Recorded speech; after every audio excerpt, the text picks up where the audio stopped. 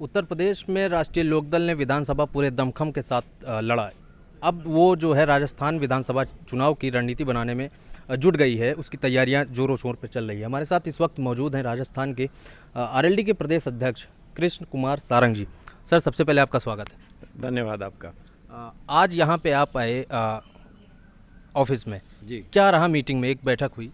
आज राजस्थान के हमने कुछ प्रभारी यहाँ से बनाए हैं। राजस्थान को 6 जोन में बांटा है, संभाग हैं हमारे अलग अलग। उन जोन वाइज हमने पूरी टीम बनाई है। एक प्रभारी हमारे पूर्व विधायक बनाए और 6 प्रभारी 8-6 विधायक बनाए। वो सब मिल कर के हमारी स्टेट की टीम भी उनके साथ हम प्रभारी संभागवार बनाएंगे और उन प्रभारियों के साथ स्टेट की टीम भी राजस्थान के सभी 200 विधानसभा क्षेत्र पे टीम बनाने का काम प्रारंभ करने का योजना की है। क्या माना जाए कि इस बार आप लोग सभी विधानसभा में चुनाव लड़ेंगे? चुनाव लड़ना नहीं लड़ना तो समय की बात है, लेकिन निश्चित तौर से आरएलडी पूरे 200 विधानसभा सीट पर अपनी मजबूत टीम बनाएगी। किसान वर्ग को हम एकजुट करेंगे। जो वर्तमान स्थिति है देश की, जिसमें जाति, धर्म और संप्रदाय के नाम पर बांटा जा रहा है, विशेष रूप से गांव की संस्कृति को बांटा जा रहा है। गांव हमारा जो एक परिवार की तरह बसा था और उसमें आज भी जो रिश्ते हैं गांवों के, वो किसी भी जाति के हो, जाति की सीमाएं वहाँ नहीं है। रिश्ते में जैसे दादा दादी, चाचा ताऊ ताई जो शब्द उत्बोधन होते हैं, दूसरी जाति के लोगों के लिए भी वही शब्द हम इस्तेमाल करते हैं। गांव की किसी जाति धर्म की बच्ची किसी दूसरे गांव में होती है तो हम उसको बहन कह के उसके सिर पे हाथ रख के आशीर्वाद दे के 2 रुपये 5 रुपये हमारे हैसियत के अनुरूप दे के आते हैं। ये हमारी संस्कृति थी। उस संस्कृति को जाति धर्म के अलावा आपस में लड़ाने, ऊंच नीच की भावना से लड़ाने का काम जो केंद्र की सरकार कर रही है, उनको बैरियर बना के रोकने का काम आरएलडी करेगी, निश्चित तौर से करेगी। इसकी योजना बना रहे हैं। अभी सभी पार्टियों का फोकस राजस्थान में है। जैसे जो देश के बीजेपी है वो दूसरी तरह की राजनीति करना चाह रही है। राजस्थान को खास तौर पे ले लें तो अभी कुछ मंदिर का भी मसला था, दंगे भी हुए राजस्थान में। किस तरह से देख रहे हैं आप इसे? सारे दंगे प्री प्लान्ड और प्लांटेड थे और 1 बाय 1 ये नैरेटिव सेट कर रहे हैं डिवीज़न करने के लिए। और इस डिवीज़न का मुझे नहीं मालूम क्या रूप होगा, लेकिन भयावह होगा। जब एक तरफ ये कहते हैं खालिस्तान का नाम लेना देशद्रोह है, तो हिंदू राष्ट्र की बात करना कौन सा देशभक्ति है? ये क्या देशद्रोह की श्रेणी में नहीं है? किसी राष्ट्र के अंदर नए राष्ट्र की डिमांड करना क्या देशद्रोह की श्रेणी में नहीं है? इनके ऊपर राष्ट्रद्रोह के मुकदमे क्यों नहीं, और ये जेल के सींचों के बीच में क्यों नहीं? ये देश को तोड़ने की सारी मुहिम चला रहे हैं और इनके पास कोई एजेंडा नहीं है। अभी भयावह एक स्टेटमेंट गवर्नमेंट के आंकड़े आए थे, 45 करोड़ लोगों ने, युवाओं ने, नौजवानों ने नौकरी ढूंढनी छोड़ दी देश में। इससे ज़्यादा बुरी स्थिति इस देश की और क्या हो सकती है? संसाधन बिखरे हैं, सारे सरकारी संपदा को बेच करके सरकार चला रहे हैं और दिवाला पीटने के कागार पर सरकार को पहुंचा दिया गया है।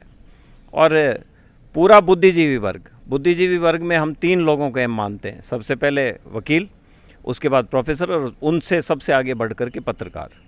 और इन तीनों का जितना मानसिक दिवाला पिटता हुआ अभी इन पिछले 7-8 साल में देखा है, ये आने वाली पीढ़ी के लिए एक भयावह स्थिति का संकेत कहा जा सकता है।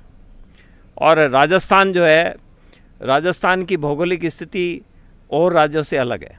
राजस्थान का हर डिवीज़न अपने आप में एक स्टेट की तरह है और राजस्थान की सबसे प्रायोरिटी का काम पानी है और केंद्र सरकार उस पानी को लाने के मूड में ही नहीं है।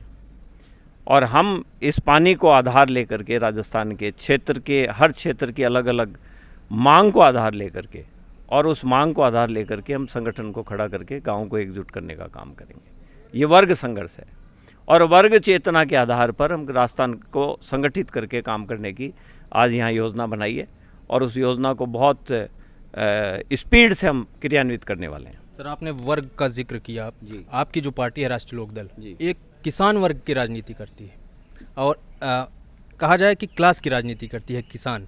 लेकिन जो आपका जिससे मुकाबला है वो कास्ट की राजनीति कर रही है। क्लास वर्सेस कास्ट, कास्ट भारी पड़ता दिख रहा है क्लास पे। इससे किस तरह से निपटेंगे? देखो, ये पूंजी वर्सेस गरीबी की लड़ाई है और पूंजी ने इस टाइम गरीब की अक्ल निकाल ली पूंजी के दम पर, मीडिया को कैप्चर करके उसके दम पर और सिस्टम पे कब्जा करके उसके दम पर। सारे अदालत भी जो है वो भी कहीं ना कहीं इनकी गिरफ्त में है। सही टाइम पे फैसले नहीं हो रहे, कुछ महत्वपूर्ण केस है उनकी सुनवाई नहीं हो रही है, फैसले जो आ रहे हैं वो संविधान के अनुरूप नहीं आ रहे। ये संघर्ष इस संविधान को बचाने का भी है। सबसे महत्वपूर्ण बात है, संविधान खतरे में है। जिस तरह से कृषि बिल राज्यसभा में पारित किया गया और वो सबसे बड़ा सबूत है कि किस तरह से दादागिरी करके बिल पास कराए जा रहे हैं। लोकसभा में ऐसे ऐसे अनेक बिल पास हुए हैं जिनका कहीं कोई जिक्र नहीं है, लेकिन जिनके परिणाम अभी आने शुरू होंगे और उनके परिणाम हम अच्छे नहीं कह सकते। ये स्थिति आने वाली है। आखिर में अगर बात करें तो क्या मुद्दे लेके जाएंगे इस बार राजस्थान में आप लोग चुनाव लड़ने? पहला मुद्दा भाईचारा कायम करो, और पानी मुख्य मुद्दा होगा, रोजगार मुख्य मुद्दा होगा, और किसान को उसका हर उत्पादन का पूरा मूल्य मिले। चाहे किसान सब्जी पैदा करे, चाहे दूध पैदा करे, चाहे वो दलहन या तिलहन पैदा करे, या कोई अन्य उत्पाद वो पैदा करे, उन सब का उसको लाभकारी मूल्य मिले। अभी केंद्र सरकार ने गेहूं का बम्पर स्टॉक पड़ा है, और जिस बेदर्दी से जब किसान को 2 पैसे मिलने लगे तो उसको एक्सपोर्ट को भी रोका है। ये सुनहरा अवसर है इस देश की कृषि को बूम पे लाने का। जो रशिया का यूक्रेन का युद्ध हो रहा है, उस युद्ध का फ़ायदा लेने का ये सुनहरा अवसर इस देश के पास आया था कि हम पूरे वर्ल्ड के मार्केट को गेहूं की सप्लाई से कैप्चर कर सकते थे। इतना गेहूं हमारे पास आज है, लेकिन उसका एक्सपोर्ट को बैन करना, ये किसान की हत्या करना ही इसको कहेंगे। इस तरह के इश्यूज़ हैं, और एजुकेशन को हम विशेष रूप से मुद्दा बनाएंगे। हमारा गांव का हर बच्चा पढ़े। ये दुर्भाग्य के साथ कहना पड़ रहा है कि आने वाले समय में संपन्न वर्ग के बच्चे ही पढ़ पाएंगे, गांव का बच्चा नहीं पढ़ पाएगा। इस पे जन चेतना का काम करेंगे।